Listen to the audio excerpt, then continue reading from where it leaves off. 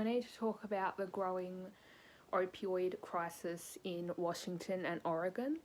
More specifically, Time magazine's who did an article about it, and it is just completely like, don't know what to call it, but it's just really badly written. It is inaccurate. It is basically misinformation. And so I actually sent them an email. I wasn't expecting a response, but I'm not very pleased with them as a magazine that is usually reputable with their sources and stories. This just was really, really made them look really bad, and we're going to get into it. So, judging by my accent, if you're a first-time viewer, you probably are guessing that I am not American, nor do I live in Washington or Oregon or San Francisco or any of these places where there is a huge epidemic in the amount of overdose deaths and homeless people, because of the cities are very liberal. So, and liberal here is very different, by the way. Liberals in Australia is a political party that's conservative, but so it can be confusing at times, but I'm aware that even though I do align myself with the left wing, I'm really disappointed with their government's or their whatever legislative council's response to this, and this article I'm about to read is living proof of it. So I'm going to read it out, and when I'm finished, I'll give you some time to think about it, and then I'll talk about what I do not agree with about this article. So let's get into it.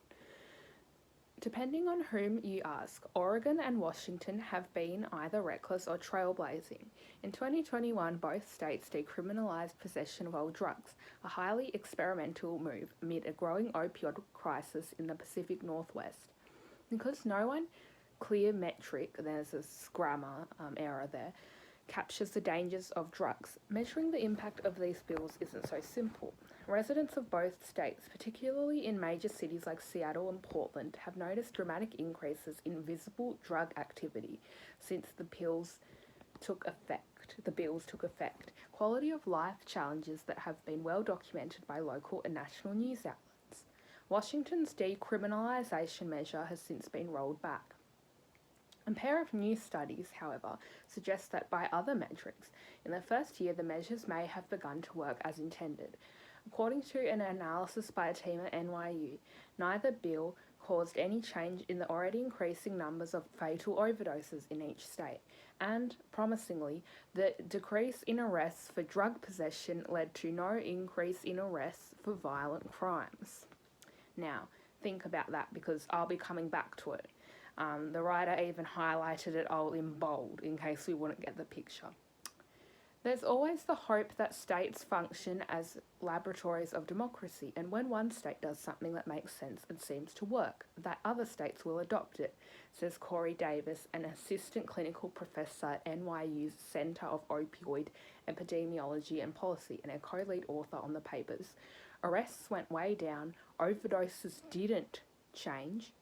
To me, that's an improvement over the previously existing system. Perhaps advocates suggest Oregon's experiment just needs more time to breathe. And so if I have many thoughts about that, so I'm just going to tell you, first of all, this was written by a reporter I read Time magazine every fortnight when it comes out, and this health and science reporter, her name is Haley Weiss, I believe. It's the first time I've ever heard of her. I don't know if she is a alternate or replacement or intern, whatever, but her article is just completely unfounded, and while it may be true, it is just what's the point of writing this? I don't get it, because it's clearly obvious and self-explanatory. So I'm pretty sure there's the usual health reporter. There is an Asian American woman who usually does this column, but for whatever reason, whether she's on leave or retirement, semi-retirement, or for the rest of the year. I don't know. But anyway, this new person has taken over, and her article is just like a really bad start to if she's going to keep writing in the future. To me, it is just, it really reflects badly on the magazine.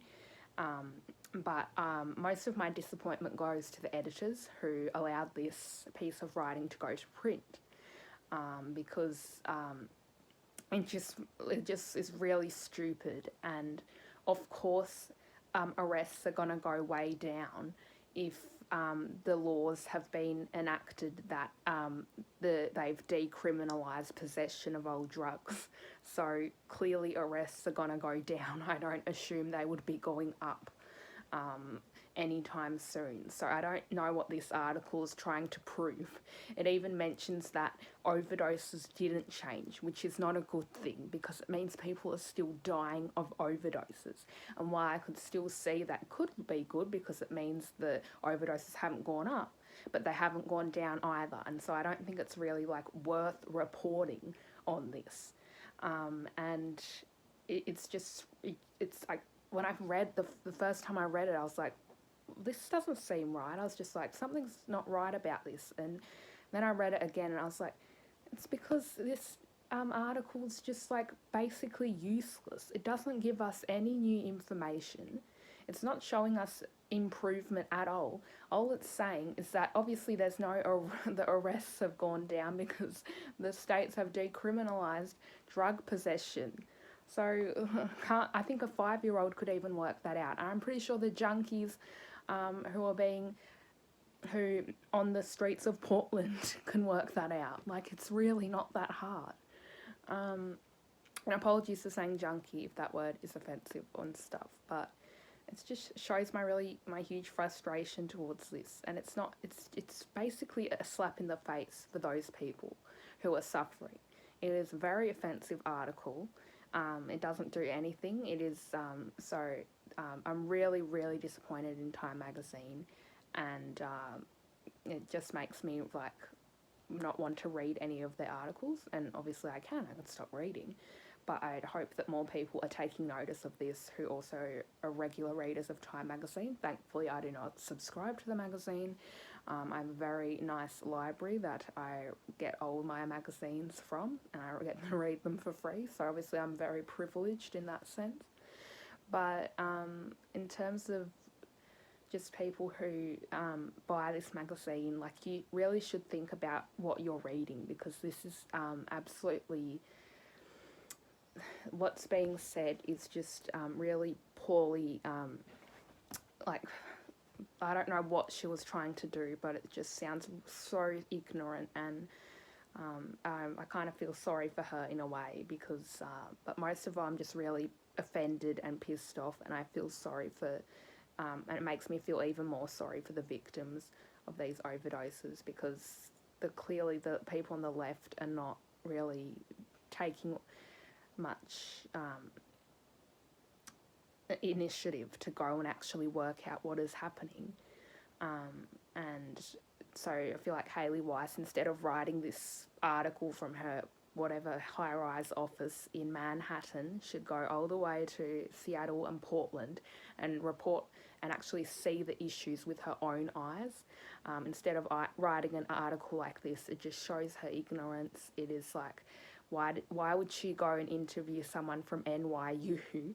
Why would someone from NYU be conducting this study? Wouldn't she go interview someone from like a Seattle university or a university in Portland who's studying this? What has NYU got to do with it? It's not even in the same place. So the arguments and statistics aren't going to be as accurate than if she actually went to Portland. Then I might have a bit more respect for her writing this article, but no, she has not even reported the people in that city. She's reported people in New York. And so, yeah, overall, this article's 0 out of 10. Absolutely ridiculous and just rambling on. So this is like Fox News. It's just the exact same as Fox News articles that are like the same argument I would make to Fox News, I'm making to Time. So, as much as I want to be on the left, this is just really, really